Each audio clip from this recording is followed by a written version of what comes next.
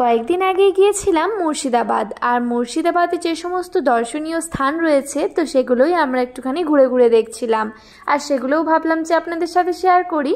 তো আজকে আমরা গিয়েছিলাম মুর্শিদাবাদের কাঠগোলাপের বাগান এবং জগৎ শেঠের বাড়ি। মুর্শিদাবাদ যেহেতু এই প্রথমবার এলাম, তো মুর্শিদাবাদের প্রত্যেকটা জায়গায় খুবই ভালো লাগছিল, বিশেষ করে কাঠগোলাপের বাগান, হাজারদুয়ারি এই জায়গা। প্রাসাদের সামনে যে পুকুরটা রয়েছে এই পুকুরে বিভিন্ন ধরনের বিভিন্ন রঙের মাছ ছিল, যেগুলো দেখতে খুবই ভালো লাগছিল। সোহান তো কোনো মতে ছবিই তুলতে চায় না, কোনো রকম ধরে বেঁধে এই একটি মাত্র ছবি তুলেছি। পুকুরের এই সাইড থেকে প্রাসাদের দৃশ্যটা অসাধারণ লাগছিল। কাঠগোলাপের বাগান সত্যিই অসাধারণ। আমরা যেদিনে ঘুরতে গিয়েছিলাম এতটাই রোদ গরম যে সেদিনে খুব একটা ভিডিও করতে ইচ্ছা করছিল না, তাই অল্প অল্প করে ক্লিপ নিয়ে রেখেছিলাম, পরে আপনাদের সাথে শেয়ার করব। তাই এই যা কাঠগোলাপের বাগানে তো গোলাপের গাছ এবং গোলাপই তো দেখানো হলো না। আসলে ওই ক্লিপটা আমি নিতে ভুলে গেছিলাম, এত রোদ গরম তার কারণে আর কিছুই ভালো লাগছিল না, তাই যতটুকু পেরেছি শেয়ার করার চেষ্টা করেছি। এগুলো স্মৃতি হয়ে থাকবে।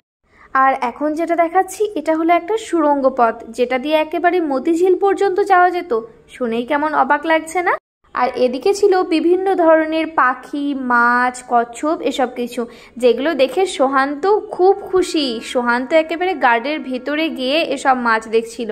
আর এই মাছগুলো আমার এত ভালো লেগেছে, একেবারে দল বেঁধে বেঁধে ঘুরছে। খুব সুন্দর মাছগুলো দেখতে।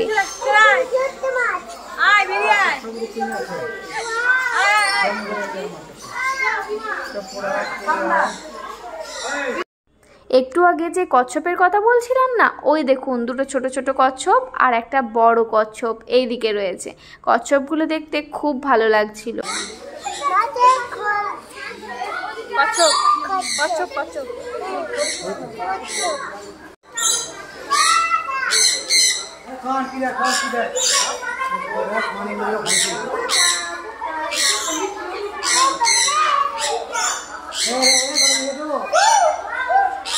এখনো যে ঘোড়ার গাড়ি দেখা যায়, মুর্শিদাবাদ না এলে তো দেখতেই পেতাম না। এই ঘোড়ার গাড়িতে চড়ে সমস্ত যাত্রীরা যাচ্ছে, আর এখানে প্রচুর ঘোড়ার গাড়ি ছিল।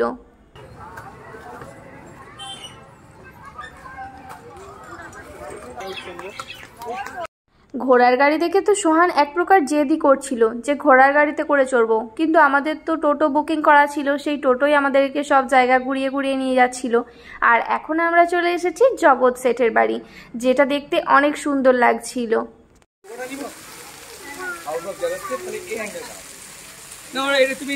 মুর্শিদাবাদ ঘুরতে এসে আমরা প্রচুর ছবি তুলেছি, কাঠগোলাপের বাগানে, জগৎ শেঠের বাড়িতে, হাজারদুয়ারিতে। তারই কিছু কিছু ছবি আপনাদের সাথে শেয়ার